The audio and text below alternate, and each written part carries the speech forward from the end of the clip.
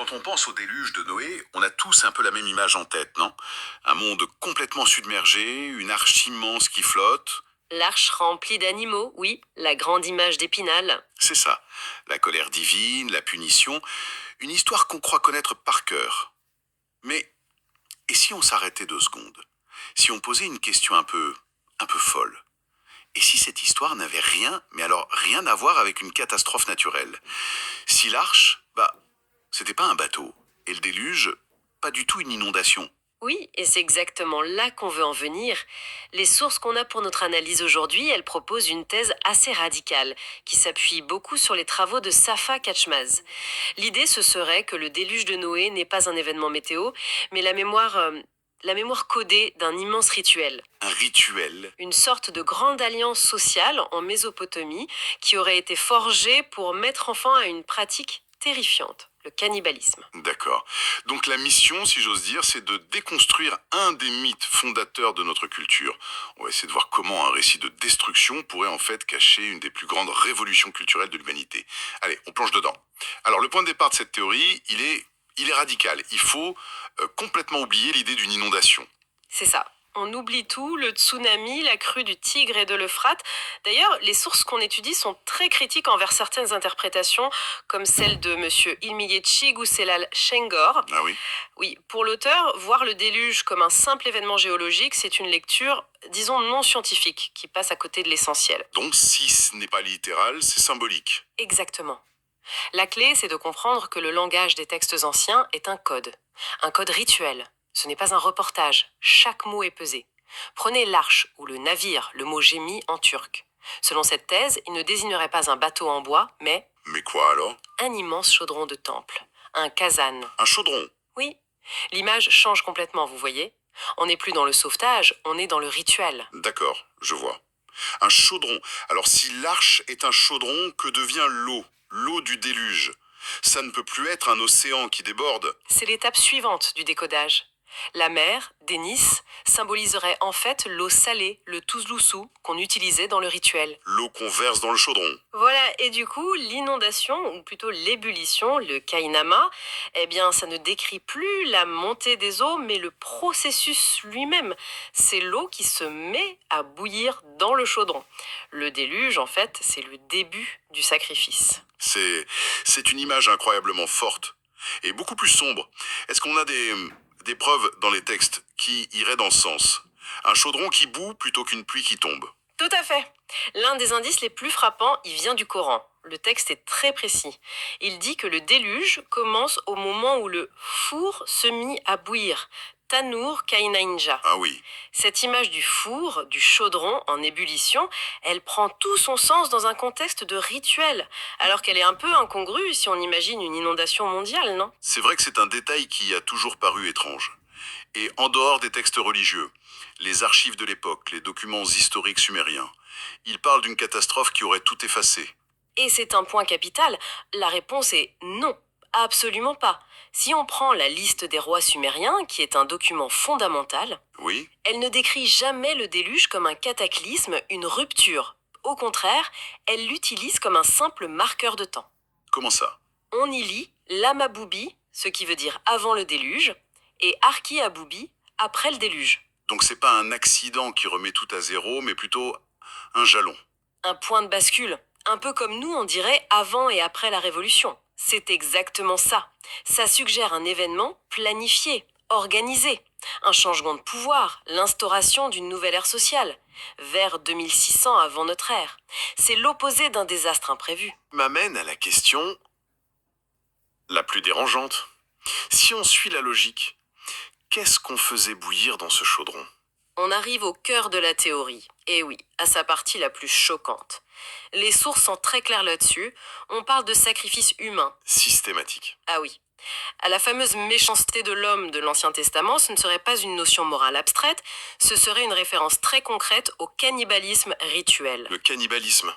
Mais On a des preuves que c'était si répandu que ça à cette époque et dans cette région? Les sources affirment que la consommation de chair crue et de sang, c'était une partie intégrante des rituels de beaucoup de peuples mésopotamiens, notamment les Assyriens et les Araméens. Et dans ce contexte, le déluge de Noé change complètement de nature. Ce n'est plus une punition pour des péchés vagues, c'est une réforme sociale d'urgence pour interdire une pratique devenue hors de contrôle. Attendez, ça change même le sens du regret de Dieu dans la Genèse. Ce n'est plus le regret d'avoir créé une humanité pécheresse, mais une réaction face à l'escalade de cette violence. C'est exactement l'interprétation. Le système était allé trop loin. Le texte dit que la terre était remplie de violence. Selon cette thèse, c'est une métaphore pour le sang versé. Le déluge, c'est la décision de stopper ce système. D'accord. Mais alors, il y a un truc qui ne colle pas. Un élément majeur. Les animaux. Ah, les animaux! Si l'arche est un chaudron sacrificiel, comment on explique les girafes, les lions, les éléphants? C'est l'image la plus célèbre du mythe. Et c'est peut-être le décodage le plus fascinant. Bien sûr, il n'y a jamais eu d'animaux réels à bord. Les animaux, ici, ce seraient des symboles totémiques. Ils représentent les différentes communautés, les clans, les tribus qui ont participé à cette grande alliance pour arrêter le cannibalisme. Des totems. Oui, il suffit de penser à Göbekli Tepe et ses piliers gravés d'animaux bien avant. Chaque animal représente un peuple. Une seconde. L'idée que chaque animal est un peuple, c'est une affirmation énorme. Les sources sont explicites là-dessus. C'est une interprétation, bien sûr, mais elle repose sur une logique symbolique très forte dans la région. L'agneau, la colombe, le poisson, le taureau, ce ne sont pas des passagers. Ce sont des drapeaux, en quelque sorte. Ce seraient les emblèmes des Assyriens, des Araméens, des Cananéens. L'arche-chaudron devient le lieu d'un traité, un sommet diplomatique, si vous voulez, où tous les clans totémiques se rassemblent pour s'accorder sur une nouvelle loi. On arrête de se manger les uns les autres. C'est vertigineux. Une réécriture complète. Et ça veut dire que ce qui se passe après le déluge est tout aussi crucial. D'ailleurs, il y a ce détail dans la Genèse qu'on oublie souvent. La toute première chose que fait Noé en sortant, c'est de planter une vigne. Pas de reconstruire sa maison. Il plante une vigne et fait du vin. Ce n'est pas un hasard. Loin de là, c'est le cœur de la réforme. C'est ce que les sources appellent la grande substitution. Une transformation rituelle qui se fait en deux temps. D'abord, on interdit l'ancien, Genèse 9, verset 4. La consommation de sang est formellement proscrite. C'est une loi absolue. D'accord, on interdit le sang, mais un rituel aussi central, on ne peut pas juste l'effacer. Il faut le remplacer par autre chose. C'est ça. Et c'est là que le vin intervient. Le vin, avec sa couleur, sa capacité à modifier la conscience, il devient le substitut symbolique et rituel du sang. Premier acte de la substitution. Et le deuxième, logiquement, c'est la chair. Précisément, la chair humaine est interdite et elle est remplacée par un nouveau symbole sacré. Le pain, les céréales. La réforme de Noé, c'est le passage d'une société de sacrifice à une société d'agriculture. On remplace le sang par le vin et la chair humaine par le pain. Et il y aurait une trace de ça dans la cuisine? Les sources parlent de l'ashura.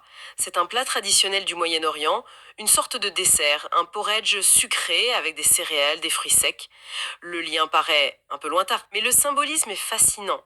L'ashure serait un héritage direct de cette alliance. D'abord, la recette. La variété des ingrédients, blé, pois chiches, noix, abricots, représenterait la multitude des tribus totémiques réunies dans le pacte. Chaque ingrédient est un peuple. Tous réunis dans le même chaudron. C'est c'est une très belle image. Un plat de traité de paix. Et ce n'est pas tout. Il y a une tradition qui est très parlante. Souvent, la famille qui prépare l'ashure ne le mange pas, mais le distribue à ses voisins. Ah oui. Cet acte de partage, de ne pas consommer pour soi mais d'offrir, ce serait l'écho de l'acte fondateur. Renoncer au cannibalisme interne, ne plus manger les siens et partager une nouvelle subsistance pacifique. C'est dingue de penser qu'un plat que des millions de personnes partagent aujourd'hui pourrait être l'écho, une sorte de fossile culinaire d'un traité de paix vieux de 4500 ans. Si cette réforme a été si fondamentale, on devrait en retrouver des traces un peu partout dans les cultures et les religions qui ont suivi, non? Et les traces sont omniprésentes une fois qu'on a cette grille de lecture. L'interdit du sang pour commencer. C'est un pilier du judaïsme avec la cacheroute et de l'islam avec le halal. Cette obsession de vider la viande de son sang, ça vient de là. Et dans le christianisme, où le sang est au contraire très symbolique? Le christianisme en est peut-être l'héritier le plus direct. L'Eucharistie. le vin qui devient symboliquement le sang du Christ, le pain qui devient son corps. Ce n'est pas une création sortie de nulle part. C'est la continuation de la substitution. C'est l'aboutissement de cette substitution millénaire. On ne consomme pas le vrai sang et la vraie chair, mais leur substitut, le vin et le pain.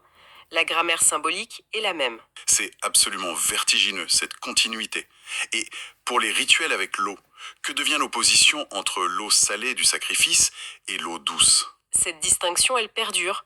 L'eau salée, tous l'ossou, celle du chaudron, reste associée à la mort rituelle. Et l'eau douce, tatlousou, devient le symbole de la vie, de la purification. On la retrouve partout, dans le baptême chrétien, le bain rituel juif, le mikva, ou dans le statut sacré de l'eau de la source de Zamzam à la Mecque. Ce sont tous des rituels de vie par l'eau douce. Les sources mentionnaient aussi une fête arménienne, le Vartavar. Oui, cette fête très joyeuse où tout le monde s'asperge d'eau. Elle est interprétée comme une commémoration de la fin de cette période traumatisante. La joie, le jeu avec l'eau, c'est la célébration de la promesse de ne plus jamais détruire le monde par un déluge. En fait, c'est fêter la fin de l'ère des sacrifices humains. Bon, alors, si on résume, la thèse de nos sources, c'est que l'histoire de Noé, ce n'est pas le récit d'une punition divine par les eaux, c'est la mémoire épique d'une révolution sociale et culturelle immense. Le souvenir codé du moment où une civilisation a remplacé le sacrifice humain par les symboles de l'agriculture, le pain et le vin. C'est exactement ça. C'est le passage d'une économie rituelle basée sur la violence à une économie basée sur le partage. C'est un des plus grands changements de paradigme de l'histoire humaine. Et le mythe du déluge en serait le récit crypté. C'est une perspective qui change absolument tout.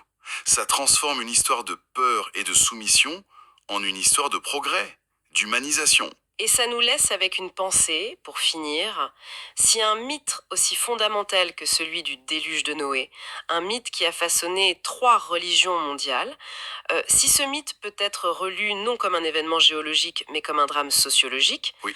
alors combien d'autres mythes anciens pourraient dissimuler, derrière leurs histoires de dieux et de monstres, la mémoire de profondes transformations sociales que nous avons tout simplement oubliées?